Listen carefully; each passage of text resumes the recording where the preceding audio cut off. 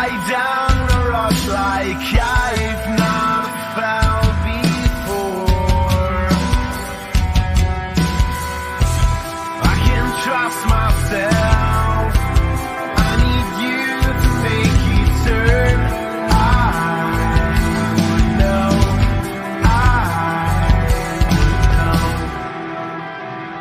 Will you follow me?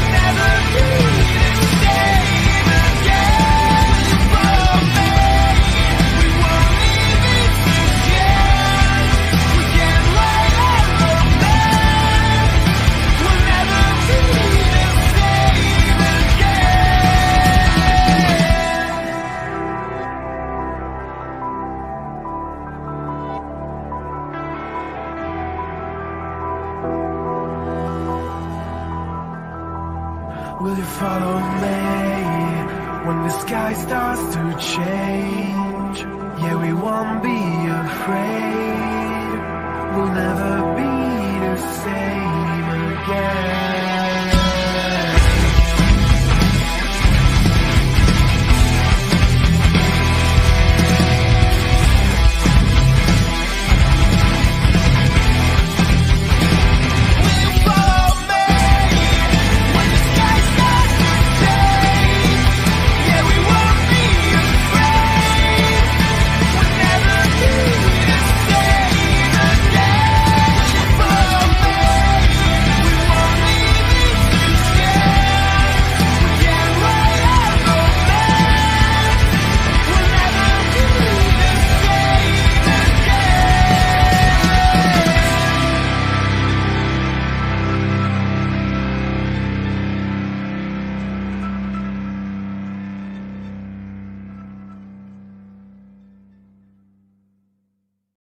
And that was the reaction Monday of New York Giants head coach Joe Judge reacting to superstar running back Saquon Barkley being lost for the season to a torn ACL. Welcome to TFF Live, Week 3 of fantasy football. We are 1 hour from game time. Thank you for streaming with us. Our chat is open. If you're watching us on replay, please leave your comments below. A lot to get into this show, so let's get into it. On the show today, look back at last week. Another rough week of injuries. We'll give you some player updates from around the league, actives and inactives for the 1 p.m. games. We'll get your Twitter questions and starts and sits for Week 3. But the biggest story from Week 2 was the season-ending injury to Giants running back Saquon Barkley, one of the best in the league and one of the top picks in fantasy football. Now, Barkley left the game after the first play of the second quarter last week in Chicago, a game the Giants would eventually go on to lose, but even bigger was the loss of their star ball carrier. The Giants confirmed on Monday that Saquon had the torn ACL, and they placed him on injured reserve. And Coach Joe Judge, he talked about what Barkley means to that team. Yeah, I'd say first off, obviously losing a player who's such a good teammate, all right, and someone who's such a hard worker on the field will impact your team in a lot of ways. Saquon's a tremendous player. We have even more respect for him as a person. It was another brutal week for injuries last week, as these 4 players all saw their season end to torn ACLs. Barkley for the Giants, receiver Courtland Sutton from the Broncos, and on the defensive side, Nick Bosa and Solomon Thomas for San Francisco. They suffered torn ACLs on back-to-back plays for the 49ers. Now the Broncos, they also lost their starting quarterback Drew Lock for multiple weeks, lost to an injury to his throwing shoulder. And head coach Vic Fangio, he was asked about the rash of injuries that his team has seen so far.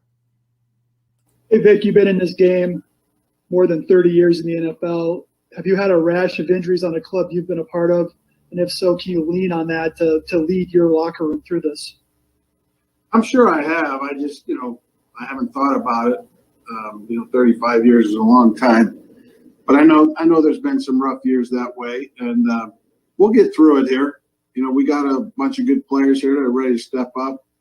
We got a coaching staff that's going to lead them, and we're going to be ready to play. So as we get into the bulk of week 3 today, 14 games on the slate. Take a look at this. 4 players in the top 12 average draft position out or likely out in week 3. We're not that far removed from our fantasy drafts. Christian McCaffrey, who was hurt last week, he's out. Saquon Barkley done for the season. Michael Thomas now missing his 2nd consecutive week with a high ankle sprain.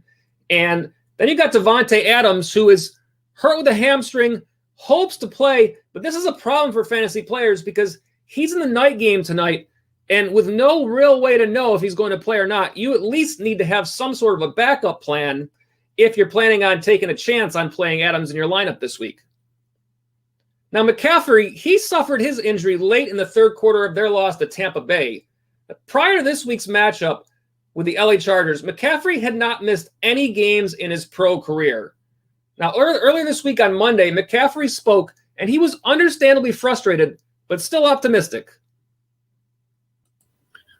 Yeah, it sucks. To be 100% transparent, anytime you get injured, it's a horrible thing. You play football to play, not to sit out. And this is part of the game and it happens, but I don't believe in coincidences. I think everything happens for a reason. And I think everything is perspective and attitude. And when you look at it, you can win or you learn. And right now is a learning experience for me.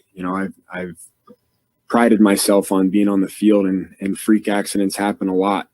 And this is one of them. And if you look around the league, there's a lot of guys who are down right now, but I think the biggest thing you can do right now is stay strong and fight through it. They say 4 to 6 weeks. Well, that's a challenge to me. And, hopefully I can get back a lot earlier than that, but I'm going to attack this just like I attack anything else and, go from there.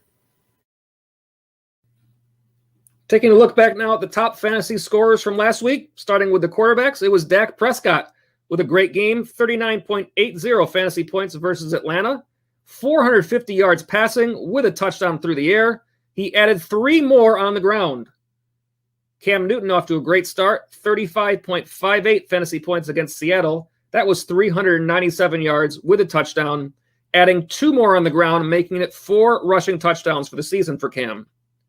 Josh Allen, another big game, 34.50 points against Miami, 415 yards and 4 touchdowns through the air, giving him over 700 yards, 6 touchdowns, no interceptions, the first player in the Super Bowl era to record those stats through 2 games.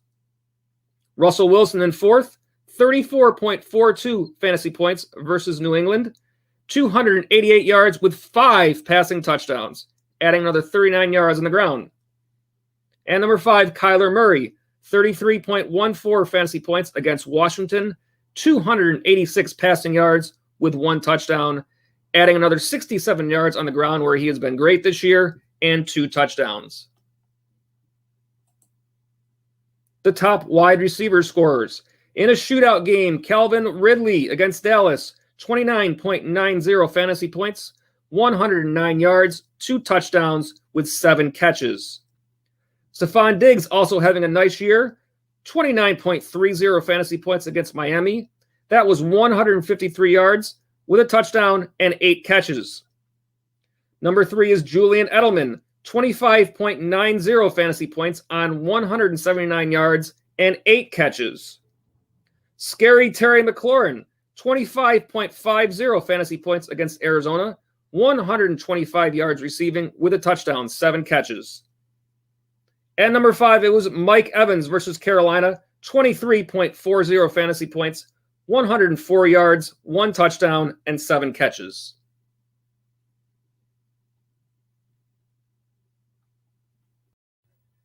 At the running back spot, it was a huge game from Aaron Jones.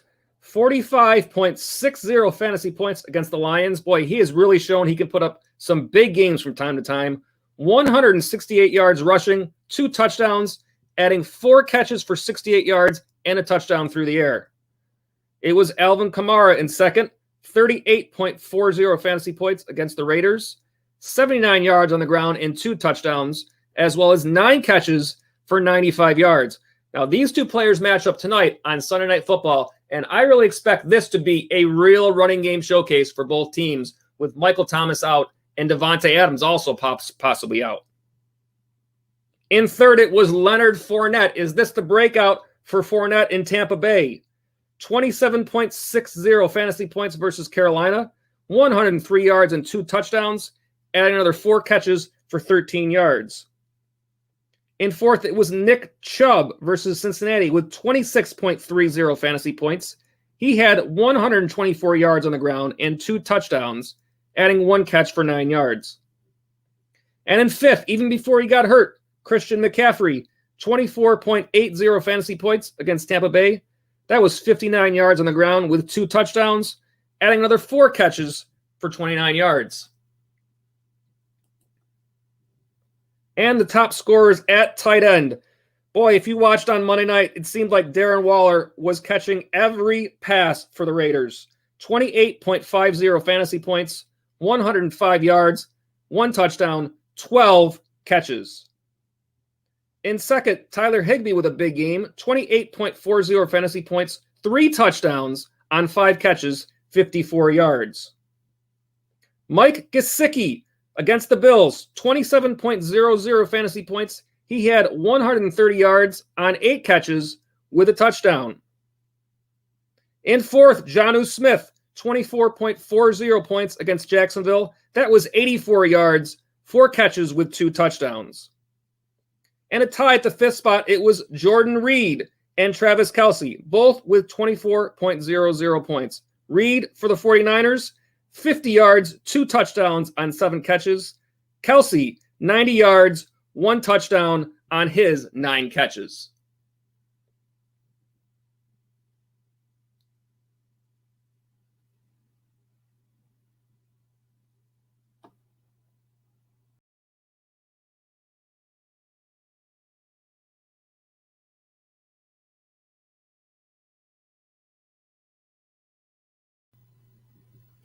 All right, let's go through and get you some player updates for today's games. And today we're going to start out in Green Bay. Matt, coaches obviously believe in the value of practice. So as good as Devontae is and Aaron is, if Devontae's not able to work all week and you're still able to get him back for Sunday night, what does he lose as good as he is if he's not able to practice? Well, there's some specific plays that maybe are a little bit newer than others, and you don't quite get the timing that you're going to get in the game. So that's always, you never want that. But at the same time, when you have a guy of his caliber, you want to find a way to get him to the grass on Sunday. I don't think it's problematic at all. I think if he doesn't practice, I would feel completely comfortable if he wakes up Sunday morning and says, I'm going to play. I think we'd all feel great about it. He's, in the meetings, so the mental part is not anything you worry about. It's physically, is he going to be ready to go and feel good and confident? But if he does by Sunday, shoot, I want him out there. And I don't care if he practices at all. Waller and Jacobs practice today, and how are you going to list them? They practice a little bit. They'll be questionable for the game. We'll just have to wait to see how it goes here in the next day or two. with Philip doing some stuff out there, is he trending the right way for Thursday night? I think so. He did work today. I thought it looked pretty good in what limited stuff he did. And so I think he's trending in the right direction for sure. How did Galladay look yesterday? Obviously, it was first day back in a few weeks. Out there, really, we had a good plan for him, and I thought there was some good individual technique work that he did, and that was all positive. So we'll see what it looks like again today after some work yesterday. With Mike Davis, he was a guy last year. He got here late, seemed like kind of an afterthought for that former staff, and obviously Christian was having a big year. What did you see in him, over the off season or when you watched tape that made you think that he could, have a fairly big role with you guys? Well, Nixon stood on the table for him. I mean, Jeff, running back coach in Miami, he's been with the 49ers, he's been with the Eagles. I mean, he's been a lot of different places. And he recognized his skill set, I think, really early. He said he's a powerful back. He's big. He can run, with speed, with power. He's got great rush skills. He catches the ball out of the backfield. So all the things that we ask a back to do, he can do all of them. And, from day one, Jeff said to me, I think he's a great compliment to Christian. And then if anything ever happens, he's a starting running back that he can play at that level. So that was Jeff's evaluation, as we went into free agency and all the draft and all those different things. And so that always, kind of hung true in the back of my mind. Then we got, we didn't have OTAs, we didn't have anything like that. So we got to camp and, you see all those things in camp. He had a really, really good training camp. It's hard to take Christian off the field. He's such a good player.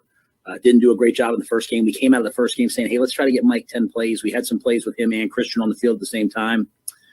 Christian went down. He went in and played, and I like the things that he did. And so we go into this week feeling, really good about him, feeling really good about Trenton Cannon, feeling good about Reggie Bonifant. So, those guys have played, and that's the one thing we have. We have running backs we have 3 running backs who have played the position.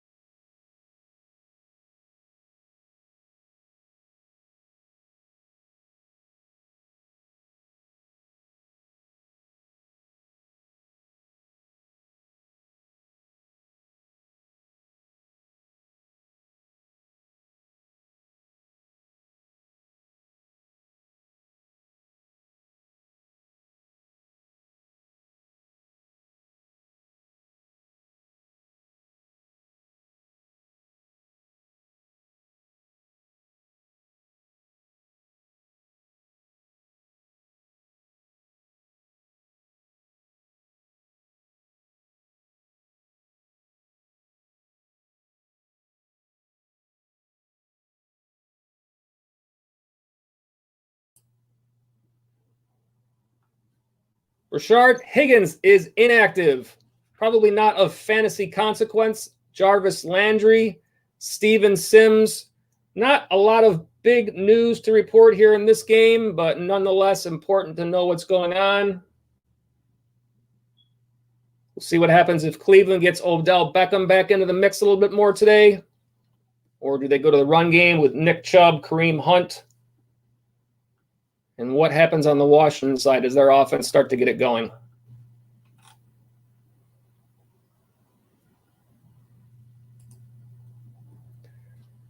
Tennessee at Minnesota. Game 4 in the run that we've got in front of us here. Inactive. A.J. Brown, as was expected. This is important for those of you who've been paying attention to the Titans the past few weeks. Corey Davis has been a nice streamer. Jonnu Smith has been a nice pickup at the tight end spot. So without Brown, expect a nice workload to continue. Minnesota has been rough against the pass game this year. So that's a good opportunity for some of those players.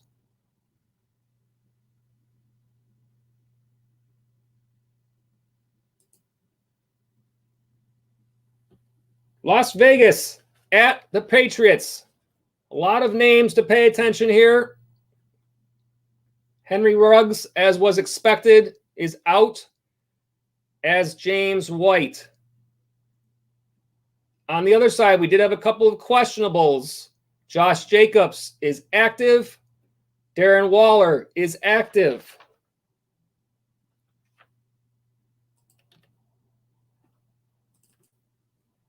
Bryan Edwards, the rookie receiver, also is in for the Raiders. And on the Patriots side, we had a question mark with Julian Edelman. He is in, had a big game last week. See if he can repeat that. And N'Keal Harry also in. Again, the big names to note here are Jacobs and Waller. Had some questions with them, some lingering injuries. No way to tell if that affects their performance today, but they are in the lineup.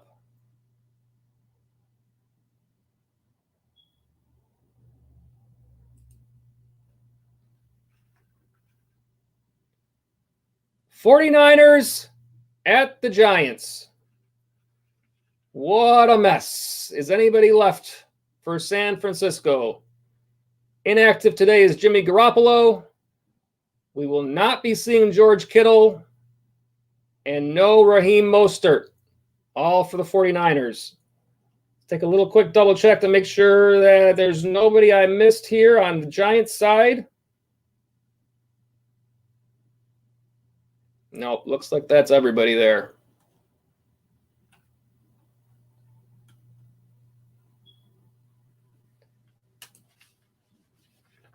All right, the next game, Cincinnati and the Eagles.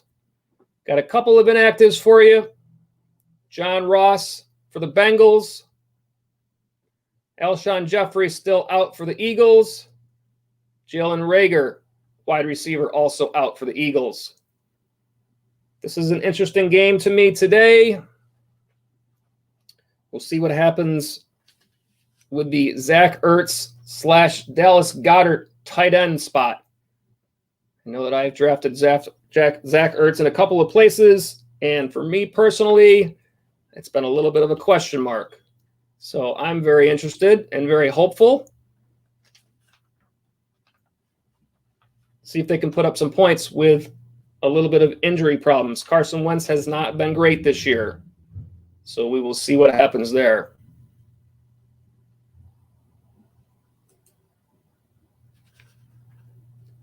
Then we got Houston at Pittsburgh. I'm going to double check here. The only inactives that I've seen is Duke Johnson, but I'm going to take another look at the list here real quick.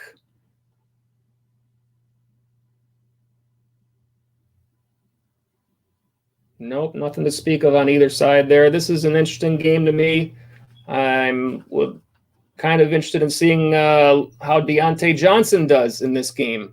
It's one of those players that is kind of on the up and coming, and Pittsburgh likes to develop that second receiver. So Juju is that number one, and the same as Juju started to become a star with Antonio Brown there? Does Deontay Johnson continue his ascent into stardom?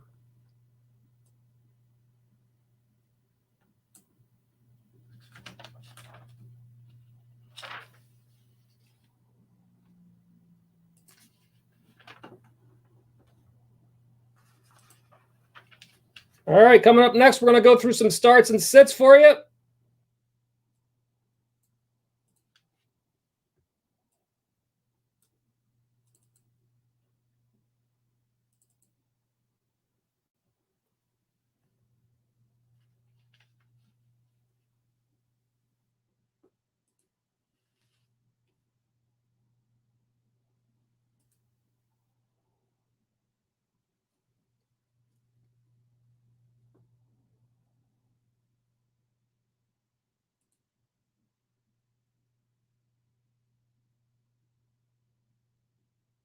Well, before we do that, I was going to get you a nice promo and let you know where you can connect with us. There it is. I found it. Here's how you can connect with us. Thank you for watching, being here with us on YouTube. Please be sure while you're here to subscribe, thumbs up, leave your comments, use the chat. We're a brand new channel. We've got a new goal. We're trying to get to 100 new subscribers by week 7. So please help us reach our goal. Subscribe now on YouTube. Tell your friends. Tweet us at the Fantasy Follow. And don't forget, if you want to ask your lineup questions during the week, you can do so using the hashtag AskTFFLive.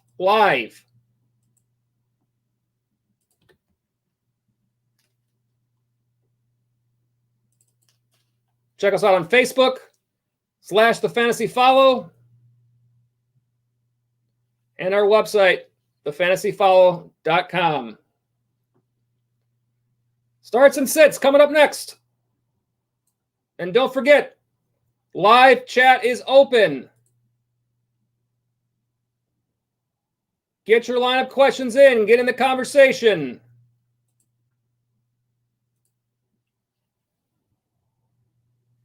Want to know what to do to replace Julio Jones today?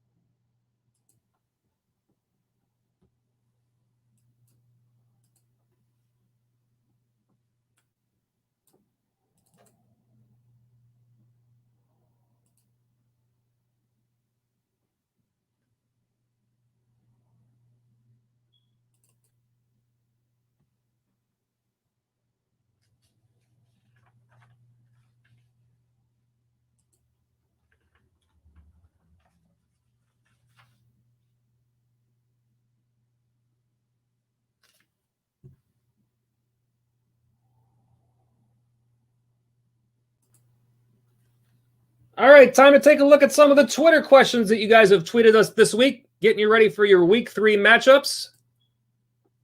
We'll start it out with Bill Kennickett, and he tweeted, who is a better tight end play this weekend, Hunter Henry or Jonnu Smith? Follow-up question, does James Robinson have some flex appeal by now? Well, we'll start out with the tight ends. I definitely like Jonnu Smith today.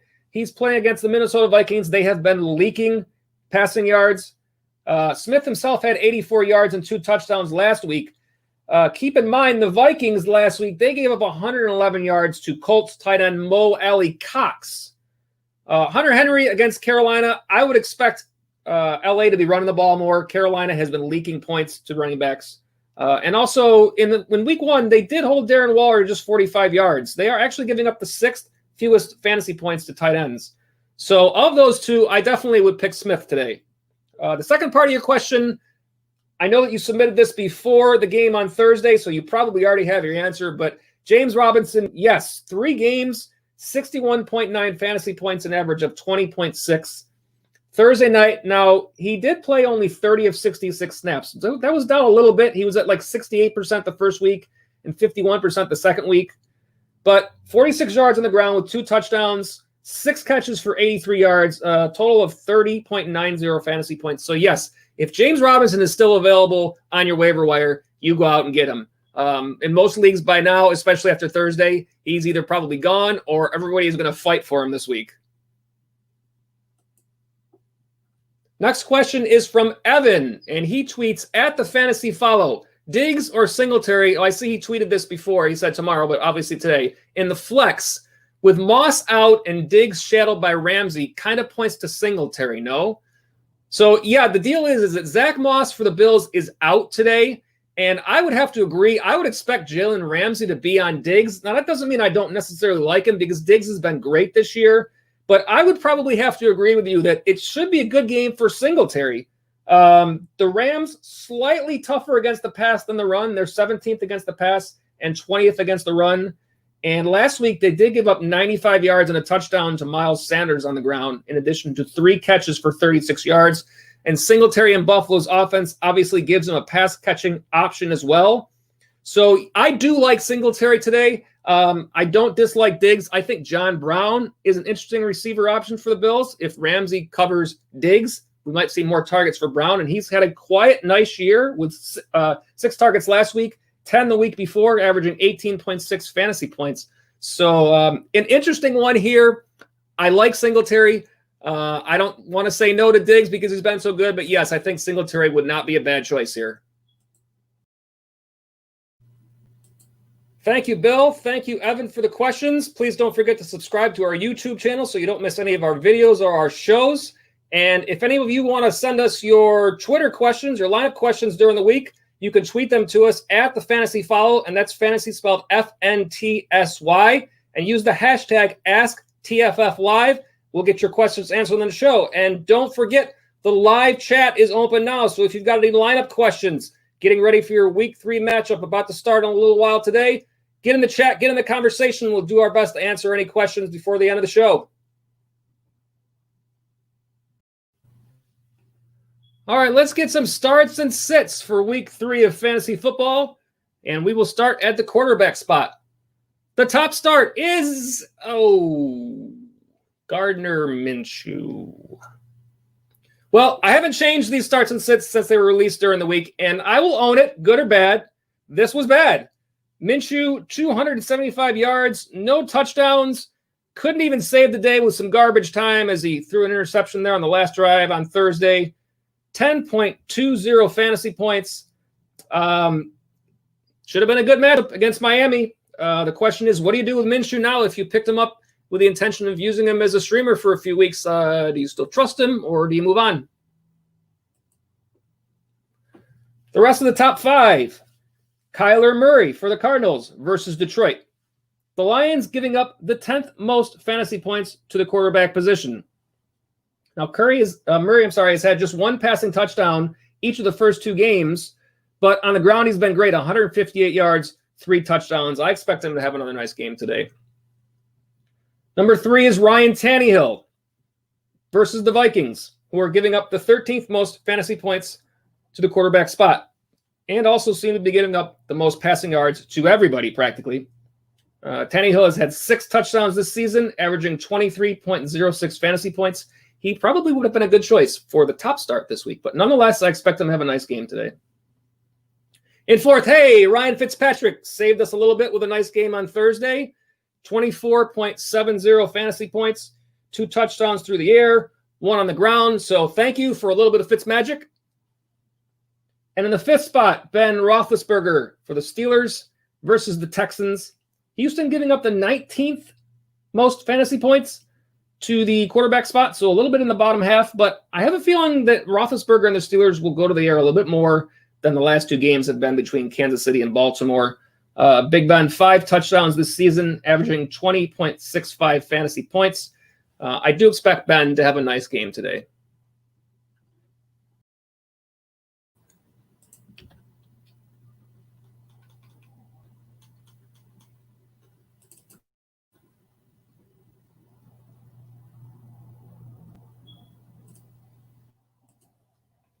the top quarterback sit is Jared Goff for the LA Rams. Today playing the Bills, who are giving up the 10th fewest fantasy points to the quarterback position. Last season, it was the 3rd fewest. Now, Goff does not have a passing touchdown to a wide receiver on his team this season. And in week 1 against the Cowboys, no touchdowns, and that's a team that Matt Ryan carved up for 4 last week. So I've got Jared Goff as the top sit this week. The rest of the top 5, this seems like a permanent spot right now on this list. Sam Darnold from the Jets.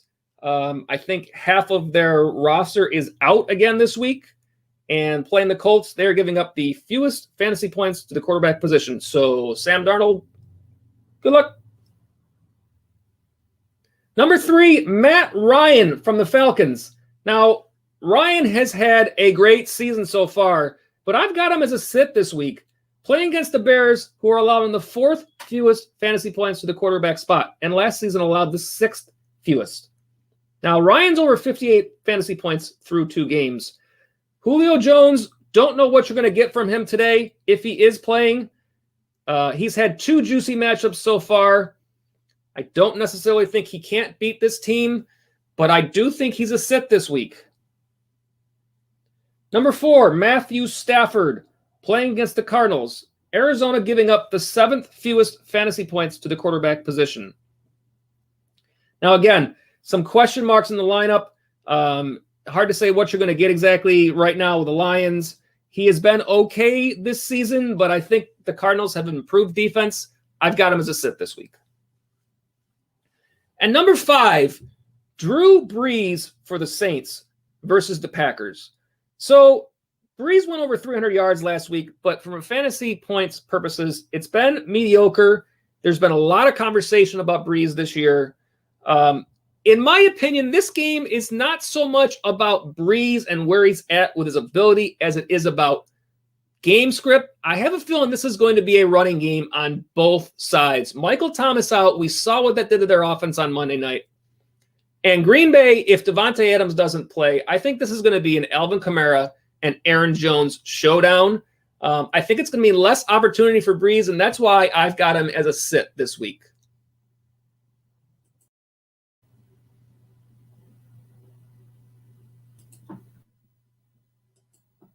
Moving over to the wide receiver spot. The top start this week is Tyler Lockett playing against the Cowboys. I love this matchup. I think it's going to be high scoring all the way. Lockett has had 16 targets this year, 15 catches, 8 targets both games, averaging 18.45 fantasy points. Dallas giving up the 7th most fantasy points to the wide receiver spot. And last week, they offered up 29.9 to Calvin Ridley and 16.6 to Russell Gage from the Falcons. That's 46.5 points in total. I think Tyler Lockett is a great start this week. The rest of the top 5, number 2, Allen Robinson for the Bears, playing against the Falcons. Atlanta giving up the 5th most fantasy points to the wide receiver spot. He has had 9 targets both games, yet to score a touchdown. I think this is a good game for him to get right. Number 3, start everybody in this game, DK Metcalf versus the Cowboys. Same stats we talked about with Lockett. Metcalf, 19-plus fantasy points, both games, touchdown in each. Again, this is a great game to target today. Number 4, Corey Davis for the Titans, playing against the Vikings. We've talked a lot about the Vikings' struggles. They're giving up the 2nd most fantasy points to the wide receiver position. Davis averaging 14.85 fantasy points. He's had 1 game with A.J. Brown and 1 game without. And this week, A.J. Brown is out. So that means more targets for Davis. That makes him a start this week. And in 5th, it was DJ Chark. So DJ did not play on Thursday. So I'm going to give you a bonus pick here. How about Darius Slayton today for the Giants against the 49ers? The 49ers are banged up. Slayton is averaging 15.0 fantasy points per game, and San Francisco is giving up the 12th most fantasy points to the wide receiver spot. So I like Darius Slayton as a bonus pick today.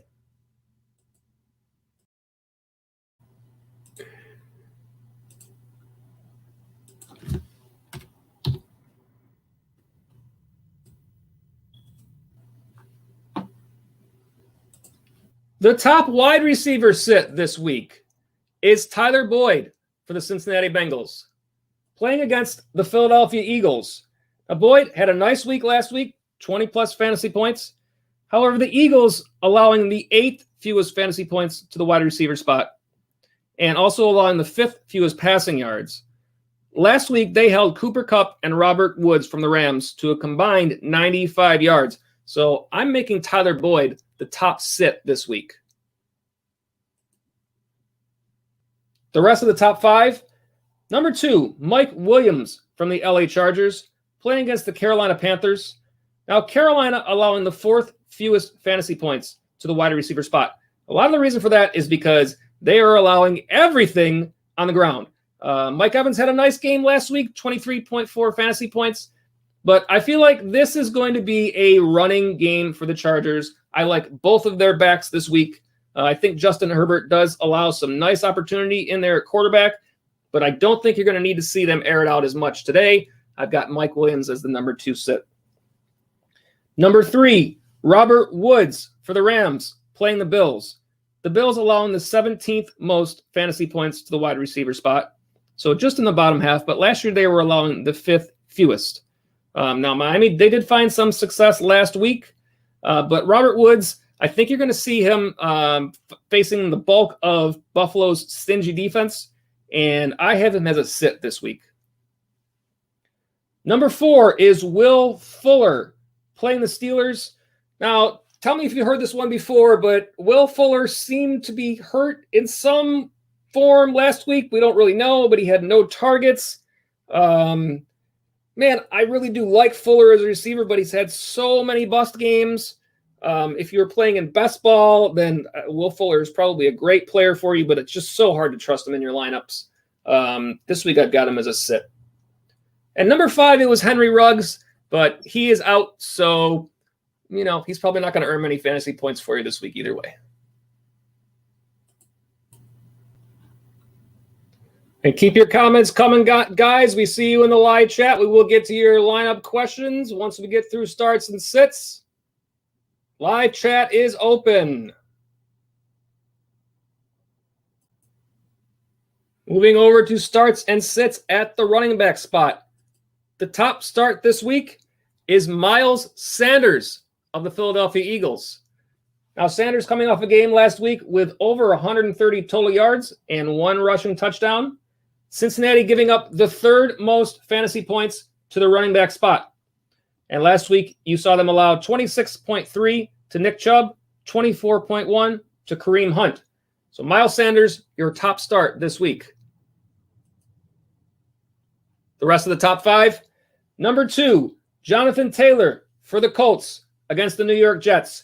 We probably don't need to say anything more from that point, but we will. The Jets allowing the 7th most fantasy points to the running back spot. They gave up 182 yards on the ground and 2 touchdowns last week against San Francisco. Taylor had 101 rush yards last week versus Minnesota and a touchdown, and he had 26 carries. So Taylor has taken the bulk in that backfield. I think that the Colts are going to be all over the Jets today, and that will mean a lot of opportunity for Jonathan Taylor. He is the number 2 start. Number 3, Austin Eckler for the LA Chargers versus Carolina. Carolina allowing the most fantasy points to the running back spot. They've allowed 6 rushing touchdowns in 2 games. Josh Jacobs torched them for 35.9 fantasy points. Leonard Fournette had 27.6. So Austin Eckler and Joshua Kelly, I think, are both great starts this week. I don't think you can go wrong with either of them in your lineup. Number 4, Melvin Gordon versus Tampa Bay. The Bucs giving up the 5th most fantasy points to the running back spot. Now, Gordon in the backfield in Denver, Phillip Lindsay, not expected to play today. Gordon has the bulk of the carries back there. I think this is another nice game for him. And number 5, as we mentioned, Joshua Kelly. Get both of these guys in your lineup. I think they're both going to eat today against the Panthers.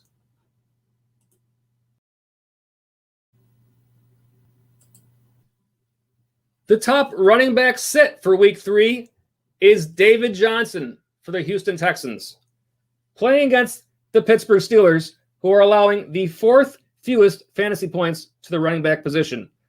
Now remember, the Steelers in week 1 held Saquon Barkley to just 6 yards on the ground. Melvin Gordon had a little bit more success last week. Johnson has seen 11 rushes, 4 targets in both of the 2 games.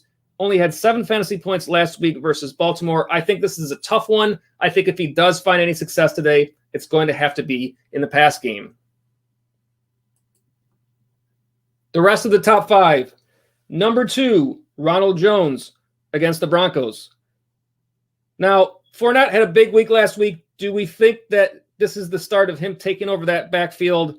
Not sure, but difficult to trust Jones this week until we know exactly what's going on. If they stick with him, great, but that's a big question mark here. Number 3, Nyheim Hines for the Colts against the Jets.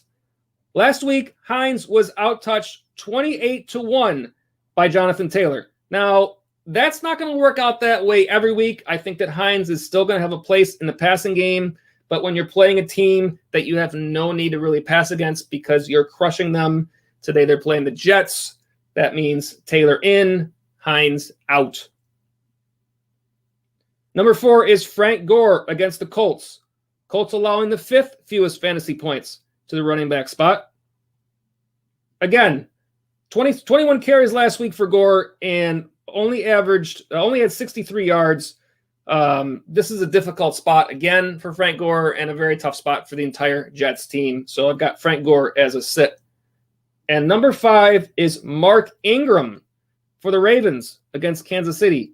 The Chiefs giving up the 15th most fantasy points to the running back spot. Now, here's what we don't know. They weren't kidding when they said they wanted to keep everyone guessing with who was going to be in the backfield every week with the Ravens. Last week, he was out-carried by Gus Edwards 10-9. So everybody's in the mix there apparently. Difficult to trust Ingram at this point. I think you're going to see him have some use somewhere along the line, but who knows when and where that's going to be. So that makes Mark Ingram a sit this week.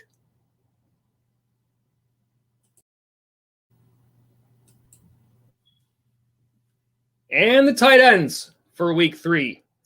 The top start, well, Mike Gesicki. Not as bad a game as Gardner Minshew. Not awful. Decent run. A touchdown early. Not much after that. Again, the Dolphins were not pressed by the Jaguars. I think this limited Gesicki's usage. Nonetheless, not the greatest. Not the worst. Here are the top 5. Number 2, Tyler Higbee for the Rams against Buffalo. Higbee, 3 touchdowns last week, 28.4 fantasy points. Buffalo allowing the 9th most fantasy points to the tight end spot. And Gesicki crushed them last week. I think Tyler Higbee has a big game today against the Bills. Number 3, we keep saying this name, Logan Thomas. He has had the 3rd most targets this season, only behind Travis Kelce and Darren Waller. This week, playing the Browns, who are giving up the most fantasy points to the tight end spot. If Washington can get that offense untracked, here's Logan Thomas on the start list. Number 4, Zach Ertz. Now, Zach Ertz almost can't land on one of these lists because you consider him an auto start, but I really don't consider him that this year. He has seen 7 targets both games. He has averaged 10.0 fantasy points. Now, this week, I do believe it's going to be a better week for Ertz because of Philadelphia being so banged up still, especially on their wide receiver. And if Wentz still feels the pressure, he's going to have to get the ball out quick. Targets underneath the Ertz. I think that puts him on the start list. Number 5, Evan Ingram. Anytime I start Evan Ingram, it's kind of the way it goes. It's like, okay, y'all, I guess I got to start Evan Ingram. But playing the 49ers, who are banged up, and we know that the Giants are banged up. They've got no Barkley. They've got no Sterling Shepard. Probably some extra targets for Ingram. I'll take it. And you know what? Before the sits, I'll give you one bonus today, too, since one of these players already played on this list. How about Dalton Schultz for the Cowboys? Last week, 88 yards and a touchdown, 9 catches versus Atlanta. He is playing in that juicy game between Seattle and Dallas. So I think he's a nice bonus name to add to this list. Your top sit this week is TJ Hawkinson for the Lions playing against the Arizona Cardinals. Now, last year, anybody playing the Cardinals was basically an auto start. However, this year, the Cardinals 21st most fantasy points to the tight end spot. So that is solidly in the bottom half. Now, George Kittle in game one, only 44 yards. Of course, Kittle banged up. Hawkinson has had a nice year so far, 13.4 fantasy points, 9 targets, 9 catches. We'll see how that changes as the mix for passing yards gets kind of shaken up there in Detroit. But right now, the bottom line is, in the past, you just thought it was automatic, start your tight ends against the Cardinals. The bottom line is this year might not necessarily be that way. The rest of the top 5. Number 2, Chris Herndon for the Jets against the Colts. The Colts allowing the fewest fantasy points to the tight end spot. Herndon only 1 catch last week in a loss to San Francisco. Not much else you can say there. He's firmly on the sit list. Number 3, I've got Hunter Henry versus the Panthers. The Panthers only 26th most fantasy points to the tight end spot. Henry's had a couple of nice games, 70-plus yards both games, 8 targets in both. However, the Panthers have only given up 58 yards in total to tight ends this year. Again, I think this is a running game for the Chargers. I think there's not going to be a big need to throw the ball, and all of those factors combine to putting Henry on the sit list. Number 4, Eric Ebron for the Steelers versus the Texans. Texans 18th in fantasy points to the tight end, so in the bottom half. Ebron 5 targets, 3 catches last week. There are so many players to feed in that Pittsburgh Steelers offense that Eric Ebron, he may have some nice games for you here and there, but I think until we see it, he's on the sit list. And number 5 is Rob Gronkowski. I think he has to be on this list just because of name value alone. I think some people will try to start him. He has seen 4 targets in 2 games. Right now, Rob Gronkowski in that offense in Tampa Bay, Bruce Arians has never been known to have a lot of tight ends who have gotten you a lot of fantasy points. And we are kind of seeing the same thing right now with Gronkowski. He's on the sit list. All right, those are your starts and sits for today. Got the inactive scrolling across the bottom of our screen. Let's get into chat. Got some good questions today, so let's go through and see what we can discuss talking fantasy football. Start out with Bill Kennicott. Hey, Bill, we saw you in the Twitter questions today. Thanks for watching the show. Great to have you on board. Tell your friends. Bill says, wish I had more options to replace Julio. He was already on my bench for Keelan Cole, swing and a miss. Another option would have been Marvin Jones. This is kind of the same situation, I think, today with Devontae Adams. This is a tough spot. It's worse with Adams because it's the night game. And what are you going to do? Are you going to trust that he's going to play and get stuck? How is that going to play out? I think one option that is a possibility would possibly be Mecole Hardman from the Chiefs playing on Monday night. He's only rostered in 31% of leagues right now, and Sammy Watkins may not play in this game. He's questionable. So if you need a backup plan for Julio or for Adams, I think that's a possibility. It's still a tough spot no matter what. Ethan C. asks, he says, pick 1 wide receiver and 1 flex. Woods, Slayton, Deshaun Jackson, Hunt, and Kelly. I really think Darius Slayton is a sleeper today. San Francisco has not been as great against the pass as everyone would expect, and they are so banged up. I also don't mind Daniel Jones as a possible quarterback sleeper today. I think if those types of players don't come through the game, this is going to be one of the worst games to watch of the year. I don't know. Jerick McKinnon will probably have a field day. But, yeah, I like Slayton a lot.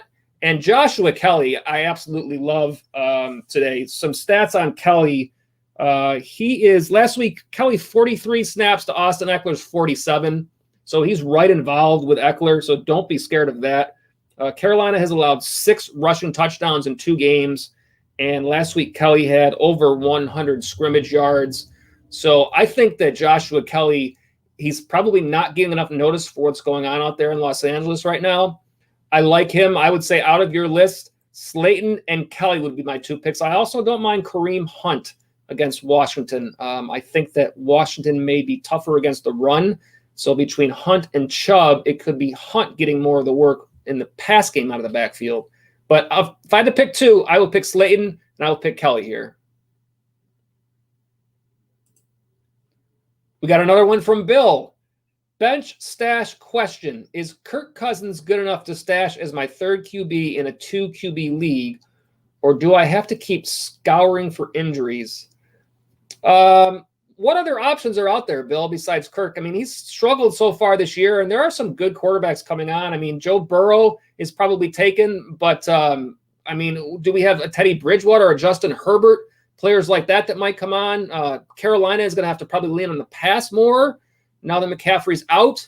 I like Herbert so far. If Taylor is not able to get back, then that's a possibility. I think there could be some players out there that you could look to over and above Cousins. I mean, Minnesota so far hasn't shown a lot. Adam Thielen was a disappearing act in week 2. Much to do with Cousins' ineffective play. Yeah, that's a tough one. I would not love Kirk Cousins in that spot. Who's your first quarterback? Or if you're still on, Bill, let us know. Oh, look at Bill is still on. Here's another one. Same team. Goff is my second. How much do you hate Goff today? And is Cousins at option in the super flex? Well, let's take a look at the matchup here. We got who's Minnesota playing? They're playing. Let's take a look here. Minnesota at home to Tennessee. Tennessee's defense not bad. I think Tennessee is going to be leading that game, and Minnesota is going to have to play from behind. So that's a throwing option. This LA Bills game is weird to me. I think it's a very competitive game. I think both teams may lean to the run. If anything, I think Goff is going to get some run with Cooper Kupp today out of the slot. Yeah, I don't know that it's necessarily a game where the Bills have the lead and it forces Goff to throw a lot. So if you're talking about pure volume, Cousins may get it. Goff has not had a bad season, but like I said, to me, it's if you haven't thrown a touchdown to your wide receivers yet this year, I mean, Higbee is a real good choice against the Bills today. He could really hit him because Gesicki really hit him. So, you know, I wouldn't say that I would hate Goff over Cousins. I might have to say Goff is a better pick there just because the Rams are playing better right now than the Vikings. But we'll see what happens. All right, we got, less than 5 minutes to game time left. Let's see what we got here if we can get a little promo up on the screen for you.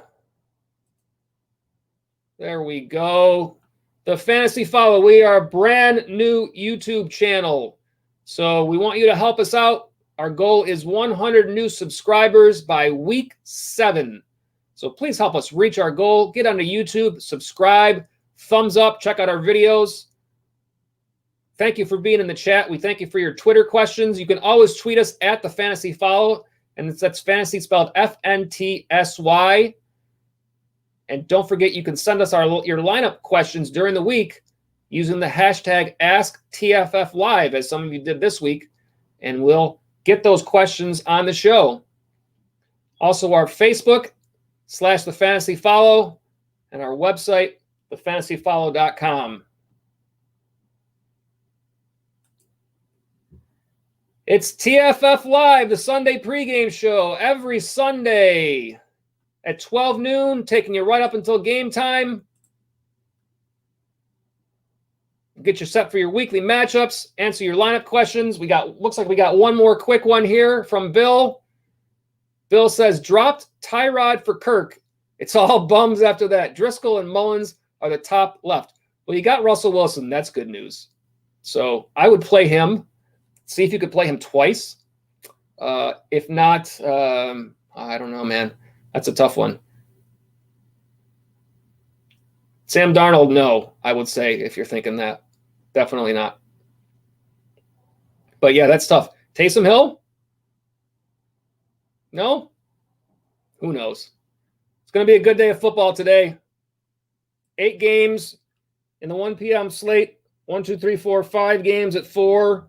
Jets, Indy, Carolina Chargers, Tampa Bay, Denver, Detroit, Arizona, Dallas, Seattle. Wait for the shootout there. And the night game is Green Bay and New Orleans. And I think that's an Alvin Kamara and Aaron Jones game in that one. I think you're going to see numbers out of both sides. I think they're both going to lean to the rush. Tomorrow night, the Monday night game, Kansas City and Baltimore. Boy, they saved the best 2 games for last, huh? Well, that Dallas-Seattle game is pretty good, too. Don't sleep on the Bills game. We got a good one coming up. We thank you for being with us. Every Sunday, come back and join us. TFF Live Sunday pregame. Until then, good luck in fantasy. We'll see you next Sunday.